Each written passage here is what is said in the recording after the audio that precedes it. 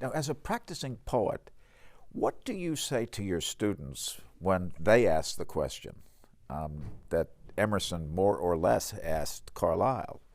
What differentiates Whitman's lines, which seem to simply be an inventory of perceptions that come to him as he looks out into the world?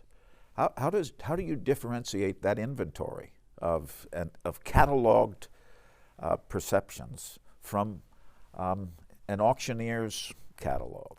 Well, I think it does differ from an auctioneer's in that it's much. First of all, it's very biblical in its rhythms, and it really does. At least back to the kind of King James Bible, you see a lot of those rhythms in it, and the lists are closer to Ecclesiastes maybe than an auctioneer's catalog, and he's also, he's also worked a lot as a journalist. So he has a great sense of the democratic language of America, so that he's willing to take French words and Italian words and mix them up with very common words that other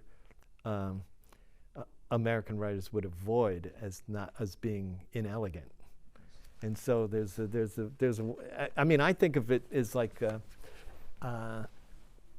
the only other writer that comes to mind as being so democratic in her language is Gertrude Stein. Yes. And for completely different different reasons. Yeah. She wanted to emulate the non-filtered process of consciousness as it came before speech in ways that differ from. But given your observation about his having emulated Ecclesiastes, could you read these wonderful lines from section 5 of Song of Myself? Sure. Swiftly arose and spread around me the peace and knowledge that pass all the argument of the earth.